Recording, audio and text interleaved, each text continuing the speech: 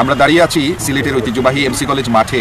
আপনারা ইতিমধ্যেই জেনেছেন যে সিলেটের যে ঐতিহাসিক তাফসিরুল কোরআন মাহফিল আল্লামা সাঈদী রহমতুল্লাহ আলাইহি এর স্মৃতি বিজড়িত আঞ্জুমানি খেদমতে কোরআন যে তাফসির মাহফিল আয়োজন করত, বিগত প্রায় 1.5 যুগ ধরে আমরা সিলেটবাসী এই ধরনের তাফসির মাহফিল থেকে মাহরুম ছিলাম।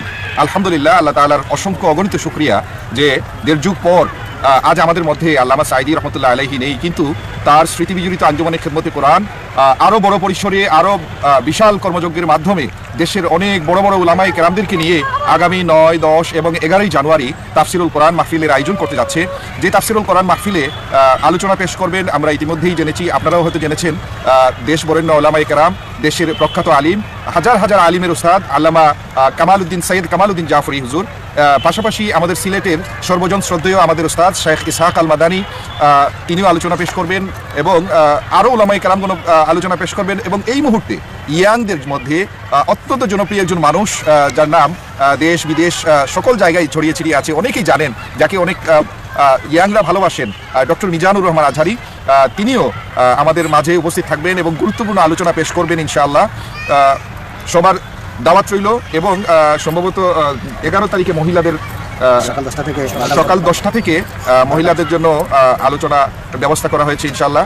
আপনারা আপনাদের পরিবারের সবাইকে নিয়ে আসবেন। সাঈদী রহমতুল্লাহ আলাইহির উপরে যে জুলুম নির্যাতন হয়েছে, তিনি একটা কথাই মানুষদেরকে বলতেন যে আমরা মুসলমান, আল্লাহ তাআলা আমাদেরকে সৃষ্টি করেছেন, আমরা আল্লাহর আইন মানব, আমরা আল্লাহর আইন প্রতিষ্ঠা করব, সমাজে সৎ লোক প্রতিষ্ঠা করার যে কথা বলতেন, এটি ছিল একমাত্র অপরাধ আল্লামা সাঈদী রহমতুল্লাহ আলাইহি।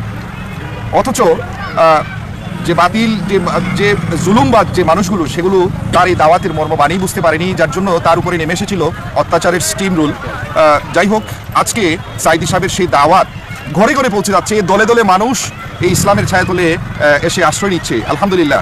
দীর্ঘ 1.5 যুগ পর আল্লামা দেলোয়ার হোসেন সাঈদী সাহেবের স্মৃতি বিজড়িত আমাদের আঞ্জুমানে খেদমতে কোরআন, আঞ্জুমানে খেদমতের কোরআনের দীর্ঘ 1.5 যুগ বন্ধ ছিল বিগত ফ্যাসিস্ট সরকারের জুলুম নির্যাতনের কারণে। আলহামদুলিল্লাহ আল্লাহ রাব্বুল আলামিনের মেহেরবানিতে এবং আল্লাহ রাব্বুল আলামিনের অশেষ দয়ায় সেই ফ্যাসিস্ট সরকারের পতন হয়েছে।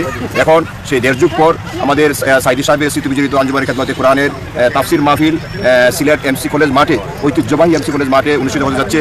সেই মাহফিলে তাফসির পেশ করবেন বিশ্ববরেণ্য আলেমে দ্বীন, আমাদের সকলের উস্তাদ হযরত মাওলানা শাইখ কামালউদ্দিন জাফরি সাহেব, এবং তাফসির পেশ করবেন সিলেটের কৃতি সন্তান, সিলেটের বরেণ্য আলেমে দ্বীন হযরত মাওলানা শাইখ ইসহাক আল মাদানী সাহেব, এবং প্রধান মুফাসসির হিসেবে তাফসির পেশ করবেন বর্তমান সময়ের সবচেয়ে আলোচিত ব্যক্তি, তরুণদের আইকন আমাদের হযরত মাওলানা ডক্টর মিজানুর রহমান আজহারি সাহেব।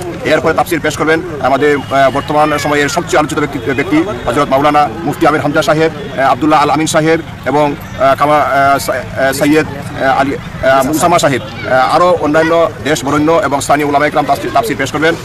দলমত নির্বিশেষে আজকের সেই এমসি কলেজ মাঠে আগামী 9, 10 তাফসির কোরআন মাহফিল, সেই তাফসিরুল কোরআন মাহফিলে আমরা আশা করতেছি যে কমপক্ষে 10 থেকে 12 লক্ষ মানুষের সমাগম হবে কমপক্ষে। এটা ইনশাআল্লাহ আপনারা আসুন, সেই তাফসির আপনারা শুনুন, এখান থেকে আপনারা অনেক কিছু অর্জন করুন, দুনিয়া এবং আখিরাতের জন্য আমরা যেন মুক্তির পাইসা